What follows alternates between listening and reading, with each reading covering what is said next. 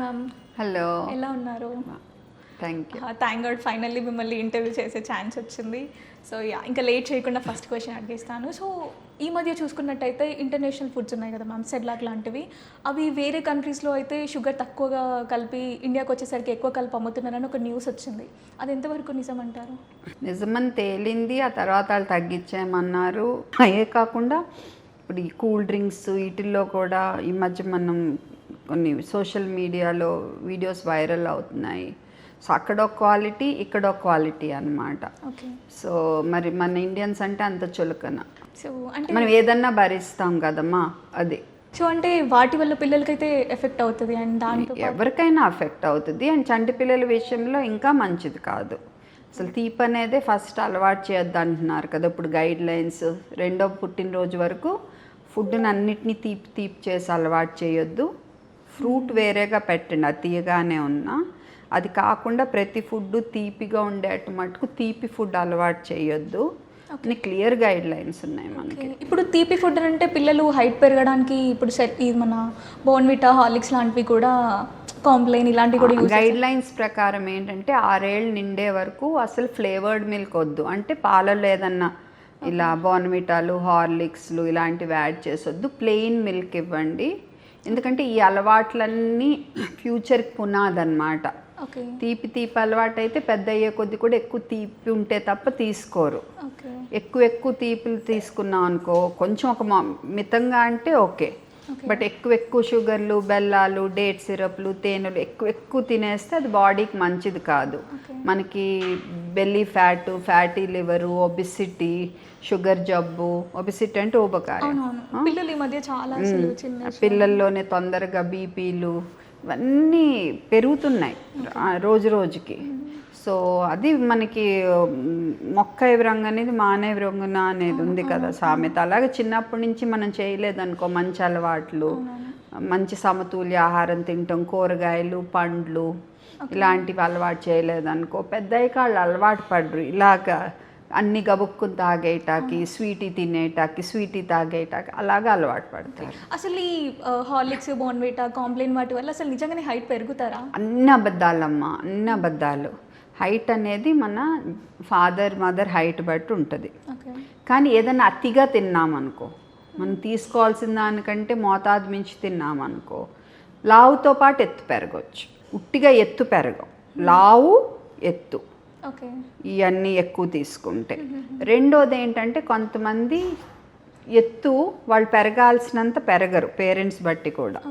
దానికి కొన్ని కారణాలు ఉంటాయి. కొన్ని హార్మోన్ సంబంధించిన సమస్యలు ఉండొచ్చు, కొన్ని జెనెటిక్ సమస్యలు ఉండొచ్చు, ఆర్ సరిగ్గా ఫుడ్డే లేకపోతే హైటు వెయిట్ కూడా పెరగరు.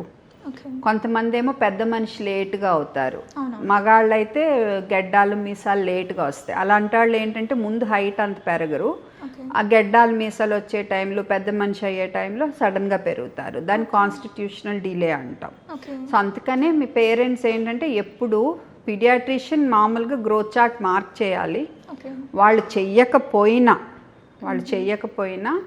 ఈ పేరెంట్స్ అయినా శ్రద్ధగా 6 నెలలకోసారి హైటు వెయిట్ అన్నీ మార్క్ చేసుకుంటూ ఉంటే ఏమన్నా తేడా వచ్చిస్తే మనకు వెంటనే గుర్తించి మనం చూసుకుంటాం అన్నమాట. సో తగినట్టు ఎత్తు పెరగట్లేదనుకో, మనం అప్పుడు పీడియాట్రిషియన్ సంప్రదించాలి. వాళ్ళు ఎండోక్రైనాలజిస్ట్ని సంప్రదించాలి. ఆ తర్వాత ఎందుకు ఎత్తు పెరగట్లేదో చూసుకుని ఆ సమస్యను పరిష్కరించాలి. అండ్ మీరు అన్నట్టు పిల్లల్లో లైక్ పెద్ద మనిషి అవ్వడం, లేట్ అవ్వడం ఇదంతా హార్మోనల్ ప్రాబ్లం కదా. అంటే ముఖ్యంగా ఈ హార్మోనల్ ప్రాబ్లం అనేది జంక్ ఫుడ్ వల్ల, ప్యాకేజ్డ్ ఫుడ్ వల్ల వస్తుంది అని అంటారు కదా. అది అంటే పిల్లలకి నిజంగానే ఆ ప్యాకేజ్డ్ ఫుడ్ వల్ల హార్మోన్స్ ఇంబ్యాలెన్స్ అవుతాయి? డెఫినెట్గా అవుతాయి. అంటే స్వతహాగా కొన్ని సమస్యలు ఉండొచ్చు. అది కాకుండా కూడా ఈ జంక్ ఫుడ్ వీటి వల్ల, ప్లాస్టిక్ ఎక్కువ వాడటం వల్ల, ఈ నాన్ స్టిక్ కుక్వేర్ ఎక్కువ వాడటం వల్ల, పెస్టిసైడ్స్ వల్ల, వీటన్నిటి వల్ల కూడా మన శరీరంలో హార్మోన్స్ యొక్క సమతుల్యం డిస్టర్బ్ అవుతుంది. దానివల్లే ఇప్పుడు ఈ మధ్య మనకి ఎర్లీ ప్యూబర్టీలు అవి వస్తున్నాయి అనేది కూడా ఒక కాన్సెప్ట్. అలాగే PCOS ఇలాంటి సమస్యలు కూడా ఈ జంక్ ఫుడ్లు అవి ఎక్కువ అవటం వల్ల ఒబిసిటీ, PCOS ఇలాంటివి కూడా పెరుగుతున్నాయి. స్ట్రెస్ వల్ల నిద్ర సరిపోకపోవటం వల్ల అన్నీ యాడ్ అవుతున్నాయి. అంటే హార్మోన్స్ గురించి మాట్లాడినాం కాబట్టి అసలు పిల్లలకి సెక్స్ ఎడ్యుకేషన్ అనేది అవసరం అంటారా? అండ్ ఎంతవరకు అవసరం? తప్పనిసరిగా అవసరం అమ్మ, తప్పనిసరిగా అవసరం. అండ్ పేరెంట్స్, టీచర్స్ అందరూ కూడా దీని గురించి మాట్లాడటం ఏదో చెడు సీక్రెట్ అలా పెట్టడం వల్లే నష్టం ఎక్కువ జరుగుద్ది. క్లియర్గా ఎక్స్ప్లెయిన్ చేస్తేనే వాళ్ళు సేఫ్ ఉంటారు. ఈ రోజుల్లో మీరు చూస్తే 11, 12, 10 ఏళ్ళ పిల్లలు కూడా వీటి గురించి వాళ్ళల్లో వాళ్ళు మాట్లాడుకుంటున్నారు. అన్నీ తెలుసు, బూతు మాటలు కూడా అన్నీ తెలుసు, బాడీ పార్ట్స్ అన్నీ వాళ్ళకి తెలుసు, వాటి గురించి మాట్లాడుతున్నారు.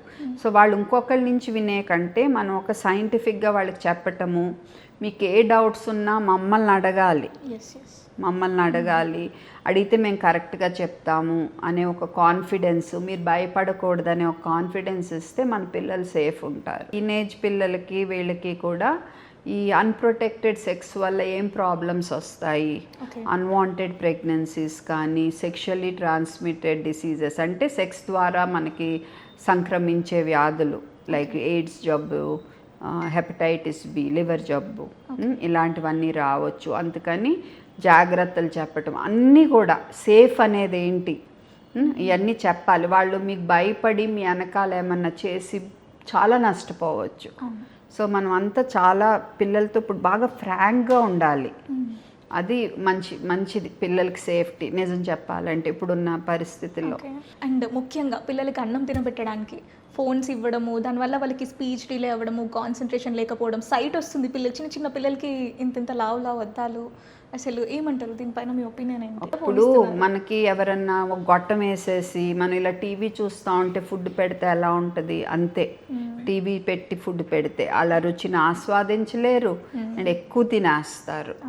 ఓకే, అదే ఫుడ్ని చూసుకుంటా చక్కగా తిన్నారనుకో సరిపోను తింటారు ఫస్ట్. సో ఒబెసిటీ సమస్య కూడా రావచ్చు. 2 స్క్రీన్ టైం అలవాటు అయిపోతే వేరే వాళ్ళతో కమ్యూనికేషను, సోషల్ స్కిల్స్, సమాజంలో అందరితో కలవటము, మాట్లాడటము ఇవన్నిటికీ దూరం అయిపోతున్నారు పిల్లలు. అండ్ ఎమోషనల్ కంట్రోల్ అంటే కొంచెం ఓటమిని అంగీకరించటం, ఓటమిని ఒక మంచిగా తీసుకోవటం,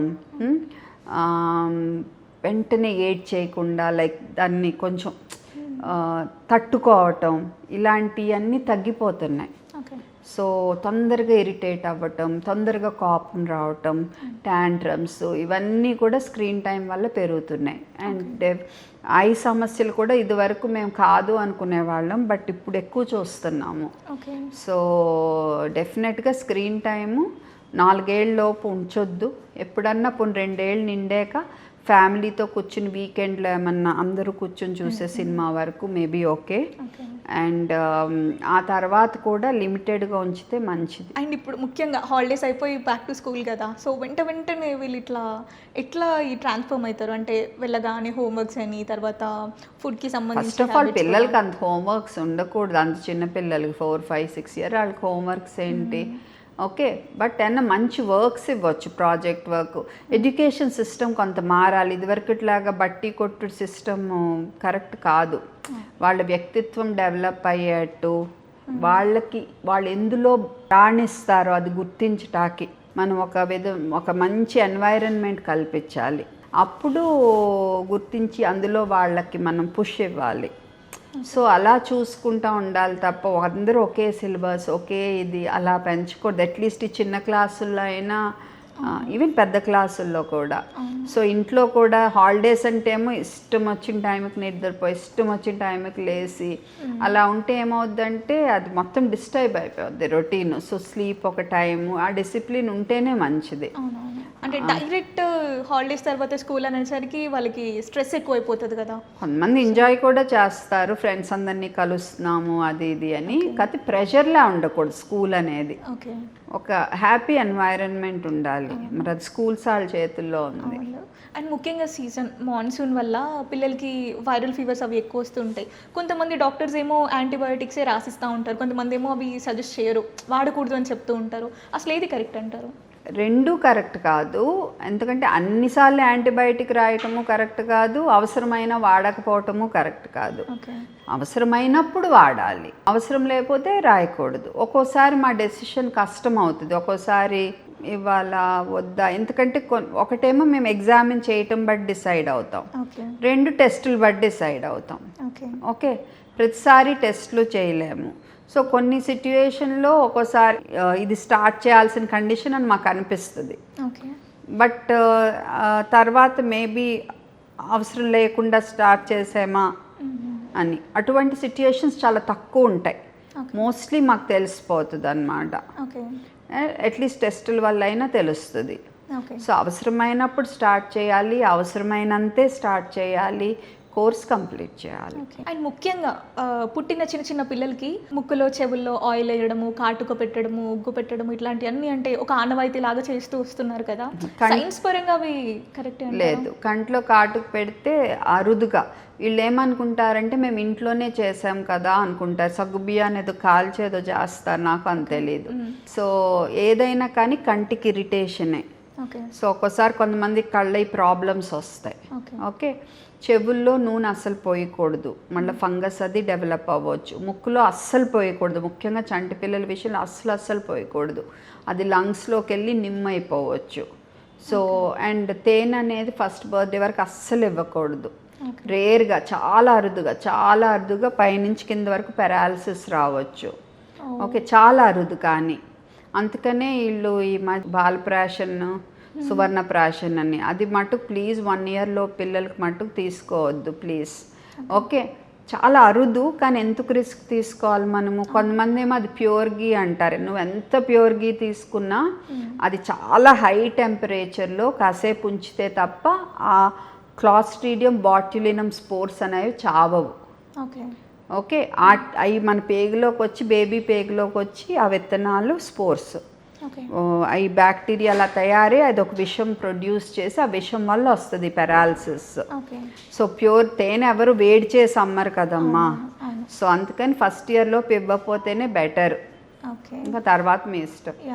అండ్ చెవులు కుట్టించడం అదైతే ఒక ఆచారం, ఇంకా సాంప్రదాయం అన్నమాట. సో రాగి తీగలు, వెండి తీగలు, అండ్ ఈ మధ్య అయితే గన్ షాట్స్ కూడా వస్తున్నాయి పిల్లలకి. సో అది ఎంతవరకు కరెక్ట్ అంటారు? అండ్ ఏజ్ కరెక్ట్ పిల్లలకి చెవులు? మినిమం 8 months ఉంటే మనకి ఎగుడు దిగుడు లేకుండా వస్తాయమ్మా. ముందు కూడా చెయ్యొచ్చు. 2 ఉన్నాయి ఇందులో. మన ఆచారము పిల్లలకి ముందే కుట్టేస్తే ఇది లేతగా ఉండి అంత నొప్పి ఉండదు, మంచిగా సెట్ అయిపోతారు అనేది ఒకటి. ఇంకోటి ఏమొస్తుందంటే ఈ రోజుల్లో పిల్లలు పెద్ద అయ్యాక కావాలంటే వాళ్ళని కుట్టించుకొని ఇవ్వండి అనేది కూడా వస్తుంది. అది మీ తల్లిదండ్రుల ఇష్టం. ముఖ్యంగా వ్యాక్సిన్స్ విషయానికి వస్తే అసలు ఈ మధ్య గవర్నమెంట్ దాంట్లో ఇచ్చే వ్యాక్సిన్స్ కంటే పెయిన్లెస్ వ్యాక్సిన్స్ అని చెప్పేసి చాలామంది వాడుతున్నారు. ఒక రకంగా అవి రేట్ కూడా ఎక్కువనే కదా, అవి ఎంతవరకు వాడడం కరెక్ట్ అంటారు? రేట్ మరీ ఎక్కువ ఏం లేదమ్మా, అన్నిట్లో అది లేదు తేడా. ఓన్లీ డిపిటీ అనేది ఉన్న చోట వ్యాక్సిన్లో అది వస్తుంది. 2 రకాలు ఉంటాయి డిపిటీలు, డిటిఏపి, డిటిడబ్ల్యూపి. ఓకే, ఏపీ అంటే ఏ సెల్యులార్ పర్చేసెస్, అంటే ఆ క్రిమి యొక్క సెల్ని లోంచి ఒక చిన్న భాగమే తీసుకుంటారు వ్యాక్సిన్ తయారు చేయటానికి. డిటిడబ్ల్యూపి అంటే హోల్సేల్ పర్చేసెస్, పూర్తి సెల్ని తీసుకుని తయారు చేస్తారు. ఈ హోల్సేల్లో ఇచ్చినప్పుడు ఇంజెక్షన్, సూది 2 సేమ్ పెయినే, బట్ ఇచ్చాక వచ్చే ఫీవరు అవన్నీ కొంచెం ఈ హోల్సేల్ అనే దాంట్లో రిస్క్ ఎక్కువ, రియాక్షన్ రిస్క్ కూడా కొంచెం ఎక్కువ. ఓకే, అందుకని వాటికి పెయిన్ఫుల్ అనే పేరు వచ్చింది. అండ్ అవి ఎంత బాగా పనిచేస్తాయి అనే విషయంలో కూడా ఈ హోల్సేల్ అనేది కొంచెం ఏమన్నా ఎక్కువ పని చేయొచ్చా అని ఏదో ఒక స్టడీ వచ్చింది అప్పుడెప్పుడో, బట్ ఇప్పుడు ఇంకా తర్వాత స్టడీస్ పెద్దగా లేవు ఆ విషయంలో. కాబట్టి 2 ఇంచుమించు సేమ్గా పనిచేస్తాయని అనుకోవచ్చు. మేబీ హోల్సేల్ది కొంచెం ఏమన్నా తేడా ఉండొచ్చు. పేరెంట్స్ సైడ్ ఎఫెక్ట్స్ మాకు పెద్ద ఎక్కువ వద్దు అనుకుంటే ఈ పెయిన్లెస్ వర్షన్కి వెళ్ళొచ్చు. సో పెయిన్లెస్ వర్షనే బెటర్ అంటారు మీరు? ఎలాగా వాళ్ళ చాయిస్, 2 చెప్తాము, వాళ్ళ ఇష్టము. ఎక్కువ మంది సైడ్ ఎఫెక్ట్ ఎక్కువ లేనిదే తీసుకుంటారు.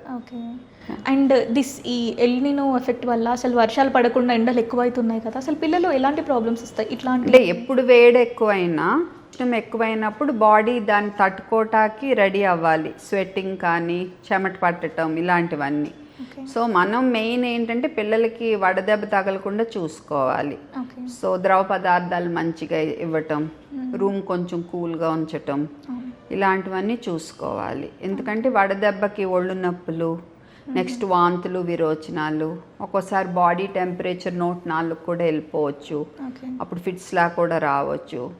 సో అంతవరకు వెళ్ళకుండా మనం ముందే చూసుకోవాలి. Okay. And next question very interesting. So working mothers ఉంటారు కదా, సో పిల్లలకి పాలు ఇవ్వడానికి దానికి ఇబ్బంది పడుతూ ఉంటారు. అసలు ఏంటి అసలు ఎలా దాన్ని?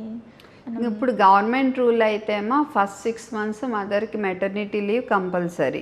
బట్ చాలా ప్రైవేట్ ఆర్గనైజేషన్స్ అవి ఇంప్లిమెంట్ చేయటం లేదు. అది మన దురదృష్టం. మన సిస్టమ్ మదర్స్ని పూర్తిగా సరిగ్గా సపోర్ట్ చేయట్లా. పోనీ ఆ లీవ్ దొరికినా చుట్టుపక్కల ఉన్నాళ్ళు పాలు సరిపోట్లా అని తెగ విసిగిచ్చి పడేస్తారు. హాస్పిటల్స్లో కూడా బేబీ ఫ్రెండ్లీ హాస్పిటల్ అని అంటున్నారు, కానీ ఎవరికి అంత ఓపికలు ఉండట్లేదు తల్లి దగ్గర సరిగ్గా గైడ్ చేయటానికి. సో ఇవన్నీ మంచిగా గైడెన్స్, మంచి సపోర్ట్, ఎంకరేజింగ్గా ఉంటే ఎంత వర్కింగ్ మదర్ అయినా ఇప్పుడు ఈ ఫస్ట్ 3 months to 6 months లీవ్లో మంచిగా సెట్ అయితే వర్క్లో చేరే ముందు ఒక 15 రోజుల ముందు నుంచి పాలు పంప్ చేయటము, దాన్ని స్టోర్ చేయటము, American academy of pediatric guidelines or Indian academy of pediatric guidelines చదువుకుని ఆ ప్రకారం స్టోర్ చేసుకోవచ్చు. మనమైతే Indian academy of pediatrics guidelines చదివితే బెటర్, ఎందుకంటే మన వాతావరణానికి తగినట్టు ఉంటాయి. అండ్ తను లేకపోయినా వర్క్ వెళ్ళినా ఇంట్లో వాళ్ళు ఇవ్వచ్చు. అక్కడ కూడా వర్కింగ్ ప్లేస్లో ఒక చిన్న రూమ్ వీళ్ళకి అరేంజ్ చేస్తే అక్కడ కూడా వాళ్ళు పంప్ చేసుకోగలరు. బట్ నేను అన్నట్టు సిస్టమ్ సపోర్ట్ చేయట్లా వాళ్ళని. సో వాళ్ళు ఏదో రకంగా మరి ప్లాన్ చేసుకోవాలి. అంటే వాళ్ళు షేమ్ ఫీల్ అవ్వడం కరెక్టే అంటారా? వర్కింగ్ మదర్ షేమ్ ఫీల్ అవ్వడం కరెక్టే అంటారా? షేమ్ ఎందుకు? తల్లి బిడ్డకు పాలు ఇవ్వటానికి అసలు షేమ్ ఎందుకు ఉండాలి మనకి? అండ్ ఈ మధ్య మంచి గౌన్స్ వస్తున్నాయి, ఇలాగా క్లోక్స్ అంటున్నారు, బ్రెస్ట్ ఫీడింగ్ క్లోక్స్. అవి వేసుకుంటే అసలు ఏం లేదు, చక్కగా బిడ్డను ఎత్తుకుని పాలు ఇస్తున్నారు, నడుస్తున్నారు, అలాగే ఏమీ ప్రాబ్లం లేదు. మీరు ఎంబారాసింగ్ ఫీల్ అవ్వాల్సిన పనే లేదు అసలు.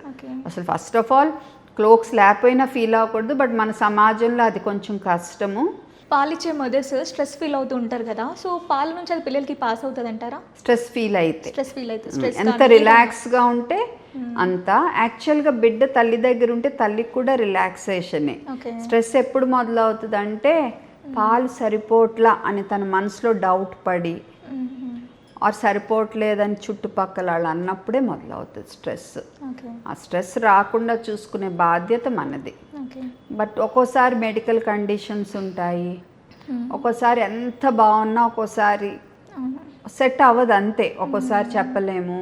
అటువంటప్పుడు ఫార్ములా మిల్క్ ఇవ్వాలి. ఫస్ట్ బర్త్డే వరకు ఈ ఆవు పాలు, గేదె పాలు డైరెక్ట్. అండ్ మీరు అన్నట్టు మదర్స్ ఆ టచ్ అనేది హీల్ చేస్తారు కదా పిల్లలకి, అసలు ఫాదర్ లవ్ ఎంత ఇంపార్టెంట్ అంటారు? Equally important.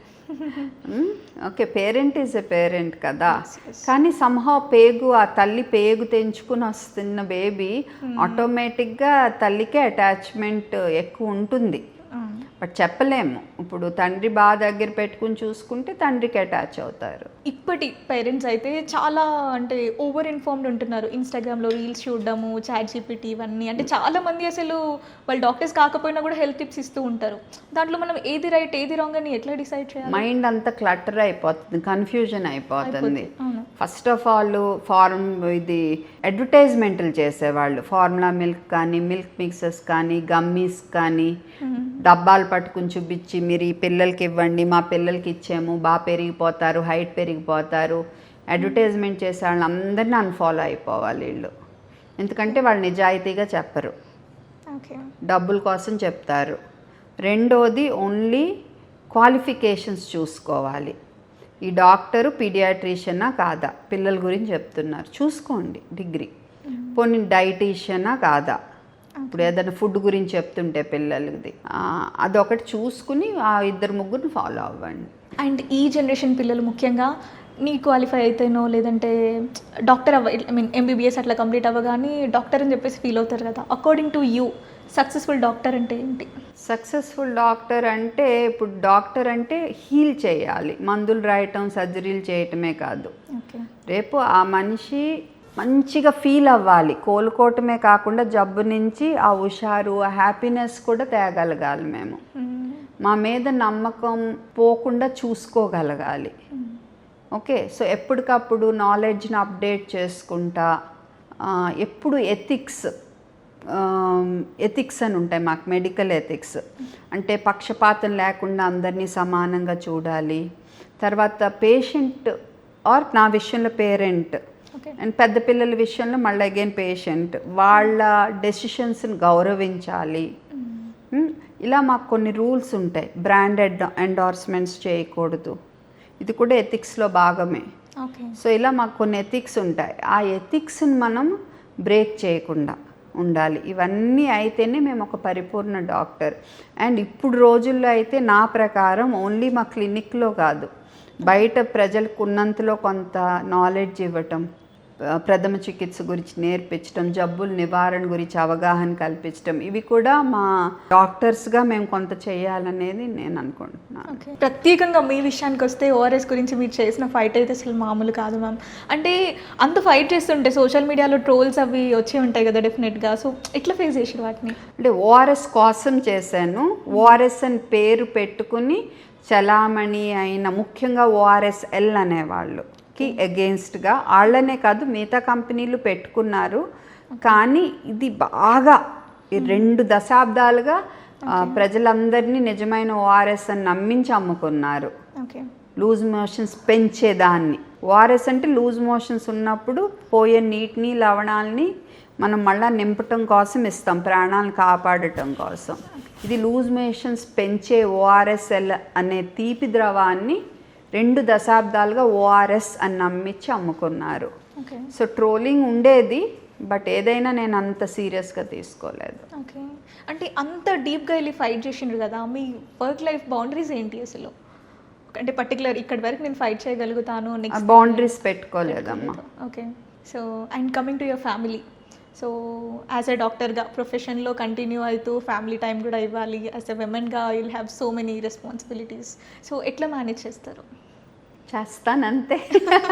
ఎట్లా అంటే నాకు ఎప్పుడు నా కూతురు నా ప్రయారిటీ, తర్వాత ఇంకా మిగతావన్నీ దే ఫాల్ ఇన్ ప్లేస్ అంతే. ఓకే, సో ఈ జనరేషన్ పేరెంట్స్కి యాజ్ ఎ పేరెంట్గా యాజ్ ఎ డాక్టర్గా మీరు ఇచ్చే ఒక 3 రూల్స్. 3 రూల్సా? ఫస్ట్, పేరెంటింగ్ విషయంలో అతిగారం చేయొద్దు, అతి స్ట్రిక్ట్ లేకుండా మీ పిల్లలు మీతో అన్నీ చెప్పుకోగలిగే రకంగా పెంచండి, వాళ్ళని నమ్మండి. వ్యక్తిత్వం, మంచి వ్యక్తిత్వం ఉండేట్టు తీర్చిదిద్దుతా వాళ్ళు ఎందులో రాణిస్తారో మీరు ఒక అవగాహన కలిగించుకుని దానికి సపోర్ట్ చేయండి తప్ప మీ ఆశయాలను వాళ్ళ మీద రుద్దొద్దు. 2, యాక్సిడెంట్స్ ఎలా ప్రివెంట్ చేయాలి. ఎగ్జాంపుల్ చెప్తాను. ఇప్పుడు ఆవిరిస్తామనుకుంటారు, సడన్గా నీళ్ళు ఒలుగుతాయి, కాలుతాయి. అది నివారించేది, మనం ఎందుకు ఇవ్వాలి ఆవిరి, అవసరం లేదు. అలా నివారించగలిగి మందులు ఎక్కడ పడితే అక్కడ పాడేస్తాం, పిల్లాడు తాగేస్తాడు, డేంజర్ అయిపోతుంది. సో యాక్సిడెంట్స్ నివారించాలి. వేరుశెనగ పప్పులు గుండ్లు ఇస్తామనుకో, చోక్ అవుతారు చిన్నపిల్లలు, గమ్మీస్ చోక్ అవుతారు, ఎందుకు ఇవ్వాలి, పొడి చేసి ఇవ్వండి. 4-5 ఏళ్ళు దాటాక నెమ్మదిగా అలవాటు చేద్దాము. సో నివారణ. దెన్ ఫస్ట్ ఎయిడ్ నేర్చుకుని ఉండటం, గబుక్కుని గొంతుకు అడ్డం పడితే ఏం చేయాలి, ఫిట్స్ వస్తే ఏం చేయాలి, ఏం చేయకూడదు, తాళాలు చేతిలో పెట్టడం ఇవన్నీ చేయకూడదు. సో ఏం చేయకూడదు, సిపిఆర్ ఎలా ఇవ్వాలి, ఇవన్నీ ఒక అవగాహన. సో ఇది 2వది. 3వది, మీరు ఇప్పుడు సోషల్ మీడియాలో ఫాలో అవుతున్నప్పుడు ఖచ్చితంగా క్వాలిఫికేషన్ ఉన్న వాళ్ళనే ఫాలో అవ్వండి, 2-3 ఫాలో అవ్వండి. వాళ్ళు చెప్పారు వీళ్ళు చెప్పారు అని కన్ఫ్యూజ్ అయిపోవద్దు. ఈ మిల్క్ మిక్స్లు గమ్మీస్ అని పిల్లల్ని నానా హ్యారాస్మెంట్ చేయొద్దు.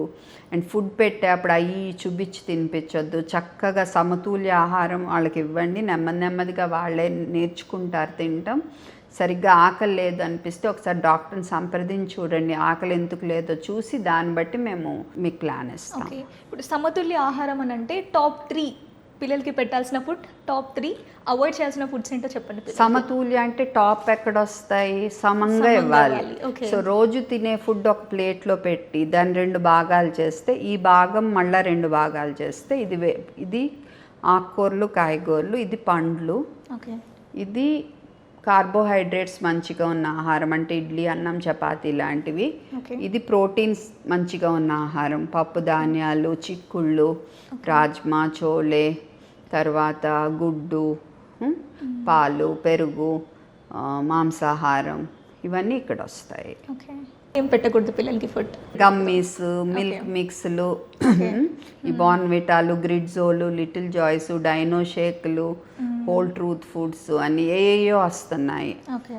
ఫ్రూట్ జ్యూస్లు అతిగా వద్దు, ఫ్రూట్స్ తింటాం అలవాటు చేయండి. ఓకే. జంక్ ఫుడ్లో ఏవో కొనేసి పెట్టేయద్దు. ఎప్పుడన్నా సరదాగా అదొక స్పెషల్ డే లాగా ట్రీట్ చేయాలి తప్ప చాక్లెట్లు, బిస్కెట్లు, చిప్స్ ఇవన్నీ అదే పనిగా కొనేసి వాళ్ళని తినిపించేయొద్దు. ఓకే. సో ఇవన్నీ చూసుకోండి. యా. అండ్ పిల్లల్ని పక్కన పెడితే యంగ్ జనరేషన్ అంటే ఈ ఫాస్ట్ ఫార్వర్డ్ లైఫ్లో వాళ్ళకి వర్క్ స్ట్రెస్ ఇదంతా ఉంటుంది కదా, సో వాళ్ళకి మీరు ఇచ్చే హెల్త్ అడ్వైస్ ఏంటి? ఎంత ఫాస్ట్ లైఫ్ అయినా కుదిరినంతగా ఒక టైంకి పడుకోవటం, ఒక టైంకి లేవటం, పడుకునే ముందు కనీసం ఒక గంట ముందైనా మీ ఫోన్లు, ల్యాప్టాప్లు ఆపండి, కొంచెం రిలాక్స్ అవ్వండి, బ్యాలెన్స్ డైట్ తీసుకోండి. ఈ సోషల్ మీడియా ఇన్ఫ్లుయెన్స్కి పోయి ఓవర్గా ప్రోటీన్స్ తీసుకోవద్దు, సరిపోను తీసుకోండి. మీ ఎక్సర్సైజ్కి తగినట్టు అది 1.6 gram per KG body weight కంటే ఎక్కువ తీసుకోవటం వల్ల పెద్ద ఉపయోగం లేదంటున్నారు.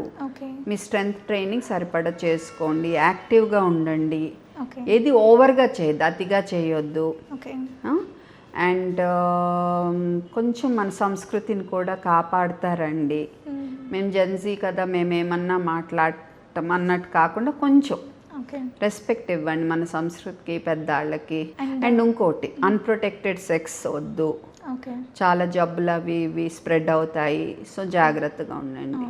అండ్ కరోనాకి సంబంధించి పిల్లల్లో సో ఎలాంటి? కరోనా అది మాకు ఇప్పుడు పెద్ద ఇష్యూనే కాదమ్మా, అది లైక్ ఎనీ అదర్ వైరస్. పిల్లల విషయంలో మాకు ఫస్ట్లో వచ్చినప్పుడు కరోనా వచ్చాక నెలన్నరకి సుమారుగా MIS-C అనేది కొంతమంది పిల్లల్లో వచ్చేది, గుండె యొక్క రక్తనాళాలు ఉబ్బటం అయ్యి. సో అప్పుడు మేము కొంచెం జాగ్రత్తగా ఉండి అవసరమైన ట్రీట్మెంట్స్ ఇవ్వాల్సిన పరిస్థితి. ఆ తర్వాత MIS-C రాలా, నెక్స్ట్ ఒమిక్రాన్ స్ట్రెయిన్తో. అది ఇప్పుడు కూడా మేమేం వింటలేదు. ఓకే. అండ్ దగ్గు, పిల్లలకి దగ్గు జలుబు ఇప్పుడు కామన్ కదా, అయితే చాలామంది సిరప్స్ అవి వాడద్దు అని చెప్పేసి అంటున్నారు. బట్ మనం బయటికి వెళ్ళి మెడికల్ షాప్ అనగానే అక్కడ మనకి ఎదురుగా సిరప్స్ కనిపిస్తాయి, అవి వేస్తే తొందర తగ్గిపోద్ది అనే ఒక అపోహలో ఉంటారు కదా పేరెంట్స్, వాళ్ళకి ఏం చెప్తారు? మందిస్తే 5 రోజుల్లో తగ్గుద్ది, ఇవ్వకపోతే 5/7 వారాల్లో తగ్గుద్ది. ఓకే. అంటే ఏదైనా 5 రోజుల్లోనే తగ్గుద్ది. సో ఏం అవసరం లేదు. కానీ ఆయాసం ఉన్నా, ఎంత దగ్గంటే కంటిన్యూగా వామిట్ చేస్తున్నా, అప్పుడు డాక్టర్ని సంప్రదించి ఆ దగ్గుకి ఏం కారణం ఉంది, నెబులైజేషన్ అవసరమా, నెబులైజేషన్ అయితే దేంతో ఇవ్వాలి, పఫ్లు అవసరమా, పఫ్లు అయితే దేంతో అవసరం ఇవ్వాలి, పోనీ సిరప్లు ఇవ్వాలా, అసలు ఏజ్కి ఇవ్వచ్చా, ఇస్తే ఏ రకం సిరప్, అందులో ఏముండాలి ఏముండకూడదు, ఇవన్నీ ఆచితూచి చూసుకుని ఇస్తాము. ఓకే. అండ్ పిల్లలకి అలవాటు చేయకుండా బేసిక్ హ్యాబిట్స్ అంటే అవి ఫ్యూచర్లో వాళ్ళ మీద ఎఫెక్ట్ చూపిస్తాయి అనే హ్యాబిట్స్ ఉంటాయి కదా, సో అట్లా ఏవి? మీరు ఎందా చెప్పారుగా, సెల్ ఫోన్ చూపిస్తా తినిపించడం, టీవీ చూపిస్తా తినిపించడం, మిల్క్ మిక్స్లు, గమ్మీలు, బిస్కెట్లు, చాక్లెట్లు, జంక్ ఫుడ్ అలవాటు చేసేయటం, అతి గారాభం అలవాటు చేయటం, అతి స్ట్రిక్ట్గా వాళ్ళని భయపెట్టేసి మీతో మాట్లాడకుండా ఉండేట్టు చేయటం, ఇలాంటివన్నీ చేయొద్దు. ఓకే. అండ్ మ్యామ్, మీకోసం మా ఆడియన్స్ కూడా కొన్ని క్వశ్చన్స్ అడిగారు, సో వాళ్ళ సైడ్ నుంచి నేను మిమ్మల్ని అడుగుతాను. సో ఫస్ట్ క్వశ్చన్, షుగర్ లేదా బీపీ ఉన్న వాళ్ళు ORS తీసుకోవచ్చా? విప్లవ్ అడుగుతున్నారు. అప్పుడు వాళ్ళకి లూజ్ మోషన్స్ ఉంటే ఆ టైంలో తీసుకోవాలి. లూజ్ మోషన్స్ ఉన్నప్పుడు తీసుకోవాలి, ఆ తర్వాత డాక్టర్ని సంప్రదించాలి. And second question, Chandragiri Manoj Kumar అడుగుతున్నారు, డాక్టర్ గారు ఈ రోజుల్లో చాలా హాస్పిటల్స్ ట్రీట్మెంట్ని ఒక బిజినెస్ లాగా మార్చేసి భారీ ఫీజులతో జనాల రక్తం పీల్చేస్తున్నాయనే టాక్ ఉంది. మీలాంటి జెన్యూన్ డాక్టర్స్ దీనిపై ఏమంటారు? అసలు ఇలాంటి కమర్షియల్ సిస్టమ్ మారాలంటే ఏం చేయాలి? కష్టం అమ్మ దానికి ఆన్సరు, ఎందుకంటే ప్రతి సిస్టంలోనూ చెడు మంచి ఉంటుంది. బట్ ఒప్పుకుంటా, కార్పొరేట్ హాస్పిటల్లో చాలా అంటే భారం చాలా ఉంటుంది. నేనైతే సొల్యూషన్ కరెక్ట్గా చెప్పనా, గవర్నమెంట్ ఇన్ఫ్రాస్ట్రక్చర్ని బాగా స్ట్రాంగ్ చేయాలి. ఇప్పుడు UK లాంటి కంట్రీస్లో ప్రైవేట్కి హార్డ్లీ ఎక్కువ మంది వెళ్ళరు, ఎందుకంటే వాళ్ళ గవర్నమెంట్ ఫెసిలిటీస్ చాలా బాగుంటాయి. సో కాకపోతే ఏంటంటే వాళ్ళకి అపాయింట్మెంట్స్ లేట్ అవుతాయి అక్కడ. ఓకే. అదొకటి minus point. But otherwise sick ఉన్న వాళ్ళకి అంటే హాస్పిటల్లో చేరాక ఓకే. వాళ్ళకి బిల్లులు అవేమి ఉండవు, అన్నీ కవర్ అయిపోతాయి వాళ్ళకి. ఓకే. సో ఆ టైపు బాగా స్ట్రాంగ్గా గవర్నమెంట్ ఇన్ఫ్రాస్ట్రక్చర్ డెవలప్ చేయడం తప్ప నాకైతే ఏం పరిష్కారం కనపడట్లేదు. ఓకే. అండ్ థర్డ్ క్వశ్చన్, జనాలు అసలు రోగాల బారిన పడకుండా హాస్పిటల్ మెట్లు ఎక్కాల్సిన అవసరం లేకుండా ఉండాలంటే ఈ రోజుల్లో మన ఫుడ్ హ్యాబిట్స్లో ఎలాంటి మేజర్ చేంజెస్ చేసుకోవాలి? అస్సలు అంటే మనం చెప్పలేం కదా, మరి ఏ క్యాన్సరో వచ్చిందనుకో ఎక్కకుండా ఎలా ఉంటాము. ఇప్పుడు నేను ఎంత డైట్ బాగా చూసుకున్నా నాకు స్వతహాగా నా జెనెటిక్ బట్టి జీన్స్ బట్టి నాకు కొవ్వు శాతం కొలెస్ట్రాల్ శాతం అధికంగా ఉండే ఏదన్నా జీన్ ఉందనుకో ఒకసారి నేను ఎంత బాగా చూసుకున్నా రావచ్చు. బట్ మనం నివారించగలిగింది మనం నివారించాలి. ఎలాగా? మంచి ఆహారం తీసుకోవటం, సమతుల్య ఆహారం, మంచిగా ఎక్సర్సైజ్ ఉండటం, స్లీప్ సరిపోను ఉండటం, స్ట్రెస్ని బాగా మేనేజ్ చేసుకోవటం, మంచి రిలేషన్షిప్స్, హ్యాపీగా ఉండటం, ఇవన్నీ. అండ్ మీరు అలా అడిగారు కాబట్టి చెప్తున్నాను, 40 రోజుల నుంచి నాకు ఒక్క అడ్మిషన్ లేదు, హాస్పిటల్ అడ్మిషన్. ఓకే. ఎందుకంటే తల్లిదండ్రులకి తెలుసు వాళ్ళకి నా దగ్గరికి ఎప్పుడు రావాలి, ఇవన్నీ మేము ట్రైన్ చేసేసి ఉంచుతాం వాళ్ళని. ఓకే. అవసరమైతేనే వస్తారు, లేదంటే పారాసెటమాల్ ఇచ్చుకుని జ్వరాన్ని కొంచెం చూసుకుంటారు. వాళ్ళకి ఫిట్స్ ఫస్ట్ ఎయిడ్ తెలుసు. అనవసరంగా ఈ మెఫ్తాజెసిక్లు, ఇబ్యూజెసిక్ ప్లస్లు ఇవన్నీ ఇవ్వరు. ఎప్పుడన్నా హై ఫీవర్ ఉంటే అది కూడా నేను ముందే వాళ్ళకి గైడెన్స్ ఇచ్చి ఉంచుతా, వస్తే ఇలా ఇవ్వాలి, ఐబుప్రోఫెన్, మన దేశంలో ఐబ్యూజెసిక్ అని ఉంటుంది, అది దొరకకపోతేనే ఆ మెఫెనమిక్ యాసిడ్, అవి కూడా ఎప్పుడన్నా రోజుకొకటి బాగా అవసరమైతే ఇవ్వండి. అది కూడా ఈ రొమ్ము కింద నొప్పి ఉన్న కంటిన్యూస్ వామిటింగ్ ఉన్న ఇవ్వకూడదు, డాక్టర్కి చూపించండి, ఫిట్స్ ఫస్ట్ ఎయిడ్ నేర్చుకోండి, ద్రవ పదార్థాలు బాగా ఇవ్వండి, ఫుడ్ ఫోర్స్ చేయొద్దు, లూజ్ మోషన్స్ అయితే WHO రికమెండెడ్ ఫార్ములా ఇచ్చి డీహైడ్రేట్ అవ్వకుండా చూసుకోండి, ఇలా అన్నీ చెప్తాం మేము. సో మనకేం అడ్మిషన్స్ లేవు 40 రోజుల నుంచి. Super. And next question Gayatri గారు అడుగుతున్నారు, మార్కెట్లో దొరికే రకరకాల డ్రింక్స్ అంటే కూల్ డ్రింక్స్, ప్యాకేజ్ జ్యూస్లు, వీటి విషయంలో ఏది నిజం ఏది అబద్ధం అనేది ఒక ఆర్డినరీ పర్సన్కి ఎలా గుర్తించాలి?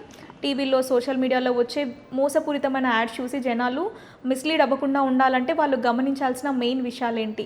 మెయిన్ ఏంటంటే వాళ్ళు చెప్పేది వెనక లేబుల్ తిప్పి చూడండి, వాళ్ళు చెప్పేదానికి వెనక దానికి పొంచన్ ఉందా లేదా చూసుకోండి.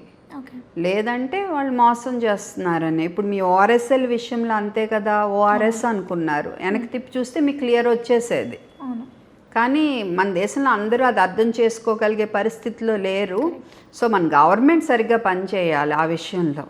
So front of the pack label warnings అని అడుగుతున్నాం, అంటే లేబుల్ యొక్క ఫ్రంట్లో వార్నింగ్ సైన్స్, ఇందులో చక్కెర అధికంగా ఉందని ఒక సింబల్, సాల్ట్ అధికంగా ఉందని ఆ సాల్ట్ డబ్బా ఇలా స్ప్రింకిల్ చేసుకున్నా అదొక సింబల్, కొవ్వు అధికంగా ఉంది అలా సింబల్ పెట్టండి అనేది మేము గట్టిగా అడుగుతున్నాం.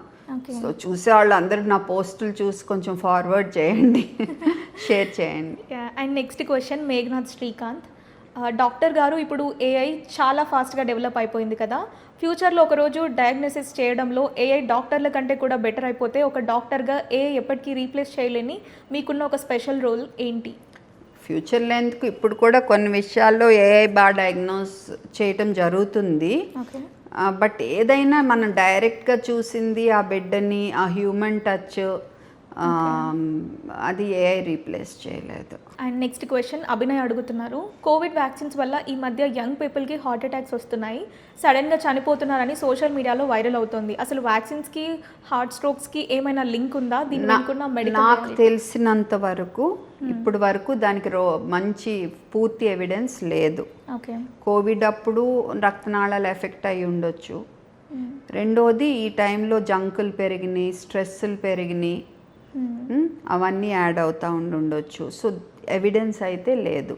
కానీ ఈ కోవిషీల్డ్ వల్ల రక్తం గడ్డ కట్టుకునే తత్వం అది చిన్న భిన్నమయ్యి రక్తం ఎక్కువ గడ్డ కట్టుకోవటం వల్ల స్ట్రోక్ లాగా రావచ్చు, రేర్గా అనేది మట్టుకు అది ఎవిడెన్స్ ఉండింది.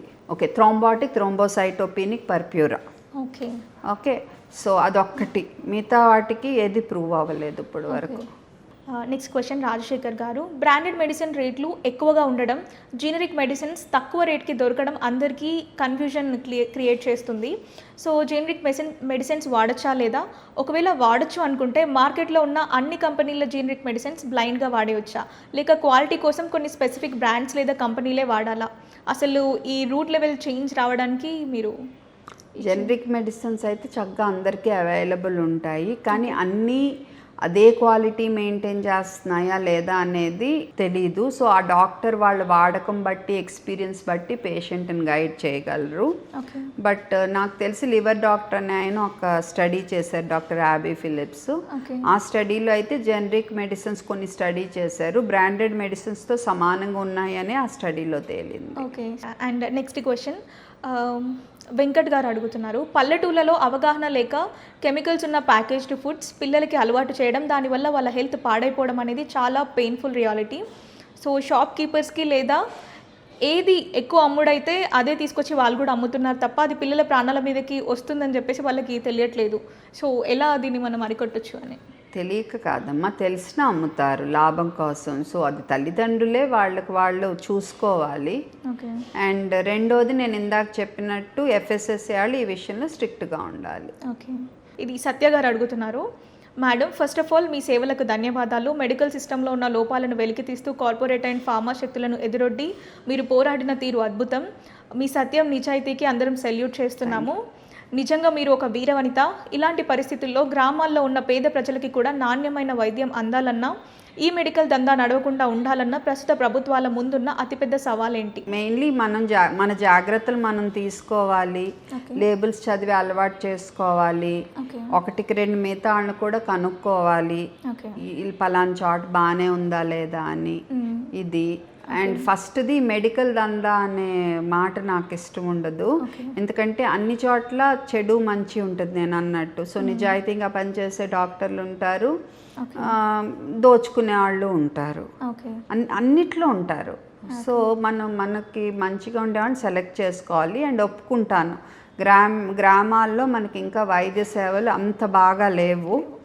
ఓకే. సో ప్రైమరీ హెల్త్ సెంటర్లు ఇందులో ఉన్న డాక్టర్స్ నమ్మి ప్రజలు కూడా వెళ్ళట్లా, వాళ్ళ దగ్గర ఆర్ఎంపీ డాక్టర్స్కి చూపిస్తున్నారు. డాక్టర్స్ అనకూడదు, వాళ్ళని ఆర్ఎంపీలకి చూపిస్తున్నారు. ఓకే. మరి అది ఆ సిస్టమే చెడ్డ సిస్టము. సో ప్రైమరీ హెల్త్ సెంటర్స్లో ఉంటారు మరి ఎంబీబీఎస్ మినిమం క్వాలిఫికేషన్ ఉన్నవాళ్ళు, మరి వాళ్ళకి చూపించుకోవాలి. మరి వాళ్ళు సరిగ్గా వాళ్ళు ఉండాల్సిన చోట ఉంటున్నారా, వాళ్ళు సిటీలో ప్రాక్టీస్ చేసుకుంటూ ఊరికే నామకే వాస్తే అక్కడికి వెళ్ళి సంతకాలు పెడుతున్నారా, అది నాకు తెలియదు. సో ఇవన్నీ కరెక్ట్గా జరిగేట్టు మరి గవర్నమెంట్ చూసుకోవాలి. అండ్ మీరు అన్నట్టు ఆర్ఎంపీలు అన్నారు కదా, అసలు ఆర్ఎంపీల వద్ద చూపించుకోవడం అసలు ఎంతవరకు కరెక్ట్ అంటారు? అస్సలు కరెక్ట్ కాదమ్మా. వాళ్ళు దే ఆర్ నాట్ డాక్టర్స్, వాళ్ళేం ఎంబీబీఎస్ అది చదివి మనిషి యొక్క ఈ జబ్బుల గురించి సరైన అవగాహనతో ఉన్నాళ్ళు కాదు కదా, కరెక్ట్ కాదు. Okay. And last question Shyam Kumar, medical దందా ఆగాలి, పేదవాడికి న్యాయమైన వైద్యం అందాలి, అదే పేదవాడిగా నా డిమాండ్. దాని గురించి మీరు ఫైట్ చేస్తే నాకు చాలా సంతోషం అంట. అది ఎలా చేయగలను, ఇప్పుడు ఏ రకంగా చేయగలను, ఒకటి తీసుకుంటే మనం చేయగలం. ఇదేంటంటే దేశం మొత్తం మీద గవర్నమెంట్ ఒక లెవెల్లో మొత్తం గ్రామంలో ప్రతి గ్రామంలో వాళ్ళు పోస్ట్ చేసిన డాక్టర్లు ఉండేటట్టు చూసుకోవటం, అండ్ ప్రతి డిస్ట్రిక్ట్ హాస్పిటల్ని ఒక మంచి రిఫరల్ సెంటర్గా తయారు చేయటం, ఇది ప్రతి గవర్నమెంట్ ఫోకస్ చేయాలంటే ఫస్ట్ హెల్త్ కేర్ బడ్జెట్ కూడా పెరగాలి. అండ్ మీకోసం మా దగ్గర ఒక చిన్న rapid fire questions. Okay. So first question, అంటే ఈ మధ్య కాలంలో రీసెంట్ టైమ్స్లో వాట్సాప్ యూనివర్సిటీలో వచ్చిన ఒక క్రేజీ మిత్, మీరు చూసిన హెల్త్ మిత్. గుండె నొప్పి వస్తే అంట, ఎవరు లేకపోతే అంట గట్టిగా దగ్గాలంట, ఊపిరి బిగబట్టి అప్పుడు గుండె నొప్పి తగ్గిపోద్దంట. అలాంటి ఏం చేయకుండా మీకు తెలిసిన వాళ్ళకి ఫోన్ చేసి నాకు గుండె నొప్పి ఉందేమో అని డౌట్గా ఉంది రా అని చెప్పి ఒకసారి ఫ్రీగా ఇలా కూర్చోవాలి, ఆనుకుని ఎక్కడన్నా. పెద్దవాళ్ళు అయితే కుర్చీలో అయినా కుదిరినంత రిలాక్స్ అవ్వాలి, ఎందుకంటే భయంతో ఇంకా నొప్పి పెరిగి డేంజర్ అయిపోవచ్చు. ఎవరైనా వచ్చి అమ్మటే హాస్పిటల్కి తీసుకెళ్ళాలి. ఓకే. అండ్ నెక్స్ట్ క్వశ్చన్, అంటే డాక్టర్ లైఫ్ అంటేనే నార్మల్గా ఫుల్ ఏమంటారు స్ట్రెస్ ఉంటుంది కదా, సో మీరు బర్న్అవుట్ అవ్వకుండా ఉండాలంటే ఏం చేస్తారు? హ్యాబిట్స్, మ్యూజిక్ వినడం? నా ఫ్యామిలీ సో ఇంత బిజీ స్కెడ్యూల్స్లో కూడా మీ ఎనర్జీ లెవెల్స్ ఎప్పుడూ టాప్లోనే ఉంటాయి. ఇప్పుడు కూడా మీరు ఫుల్ డే వర్క్ చేసి వచ్చి మీరు ఇంత యాక్టివ్గా మాట్లాడుతున్నారు. నవ్వుతా మాట్లాడుతున్నావు హుషారుగా, నీ హుషారే నాకు వస్తుంది. సో ఏంటి మీరు ఎప్పుడు ఇట్లా ఎనర్జెటిక్గా ఉండడానికి రీజన్? అందరి పిల్లలు బాగున్నారనుకో, ఇంప్రూవ్ అయ్యారనుకో హుషారుగా ఉంటాము. ఎవరన్నా బాగా సిక్గా ఉన్నారనుకో డల్ అవుతాను. మీరు ఫైట్ చేశారు కాబట్టి నేను ఈ క్వశ్చన్ అడుగుతున్నా. ఒకవేళ మీరు డాక్టర్ అవ్వకపోయి ఉంటే ఒక ఇన్ఫ్లుయెన్సరో లేదంటే జర్నలిస్టో అయి ఉండే వాళ్ళేమో, ఏమంటారు మీరు? మోస్ట్లీ లాయర్నో పోలీస్ ఆఫీసర్నో అయ్యేదాన్ని. ఓకే. అంటే మూవీస్లో చూసినప్పుడు లాయర్స్, మంచి లాయర్స్ని, మంచి పోలీస్ ఆఫీసర్ని చూసినప్పుడల్లా ఒక ఇన్స్పిరేషన్ వచ్చేదన్నమాట. ఓకే. సో అలా అంతే. బట్ అదర్వైజ్ చిన్నప్పటి నుంచి డాక్టర్ అనే ఫిక్స్ అయ్యాను. అండ్ ఇప్పటి వరకు మీరు చూసిన కేసెస్లో మోస్ట్ ఎమోషనల్ అంటే this is why I became doctor అని అనిపించిన సిచ్యువేషన్ ఏదైనా ఉందా? చాలా ఉంటాయి. ఓకే. సో ఒకటని నేను చెప్పగలను. నేను హైదరాబాద్ వచ్చిన కొత్తలో డెంగ్యూ జ్వరంతో మొత్తం మోషన్ నుంచి ముక్కు నుంచి ప్రతి చోట రక్తం. సో మేము సెంట్రల్ వీనస్ ప్రెషర్ అని కొలుస్తాము. దానికి నరంలో ఒక నీడిల్ పెట్టాలి. అది పెట్టే పరిస్థితి కూడా లేదు, అంత బ్లీడింగ్ ఉంది. ఎందుకంటే అక్కడ పెట్టి రాంగ్గా పొడిచేయమనుకో ఇంకా లోపల బ్లీడ్ అయి ప్రాణానికి ప్రమాదం. అప్పుడు నా నాలెడ్జ్ బట్టి జాగ్రత్తగా వాళ్ళ పల్స్ బట్టి, బీపీ బట్టి, ఫ్లూయిడ్స్ మేనేజ్ చేసి వాళ్ళని పూర్తిగా బయటకు తీసుకొచ్చాడిని. ఎవ్వరూ ఎక్స్పెక్ట్ చేయాల. సో అది ఒక ఛాలెంజింగ్ థింగ్. సో ఇన్స్టాగ్రామ్లో రీల్స్ చేయడం ఈజీనా, పేషెంట్స్ని చూడడం ఈజీనా? రెండు ఈజీయే. పేరెంట్ని కౌన్సిల్ చేయటం కష్టం. ఓకే. ఎందుకంటే పేరెంట్స్ చాలా టెన్షన్గా ఉంటారు కదా, వాళ్ళని స్థిమితపరచడం కష్టం. And one last question. So మిమ్మల్ని ఇన్స్పిరేషన్గా తీసుకున్న యంగ్ జనరేషన్కి మీరు ఇచ్చే అడ్వైస్? మీ మీద మీరు నమ్మకం పెట్టుకోండి. అండ్ ఏ గోల్కైనా ఓపిక్గా ప్రయత్నిస్తూనే ఉండండి, పర్సివియరెన్స్. బట్ ప్లాన్డ్గా చేయాలి ఏదైనా. అప్పుడు డెఫినెట్గా మీరు సక్సెస్ అవుతారు. అన్నీ సక్సెస్ అవ్వకపోయినా దాన్ని ఒక పెద్ద ఫెయిల్యూర్లా తీసుకోవద్దు. ఒక చిన్న సెట్ బ్యాక్, మళ్ళీ ముందుకెళ్తాం అన్నట్టు ఉండాలి. అండ్ ఎప్పుడు మీకు ఎప్పుడన్నా ఈ బాగా డిప్రెషన్ అనిపించి సూసైడల్ థాట్స్ లాంటివి వస్తే వెంటనే మీకు ఇష్టమున్న వాళ్ళకి కొంచెం షేర్ చేసుకోండి. So that we are able to help you. Ma'am, thank you so much. Thanks for your valuable time. Thank you.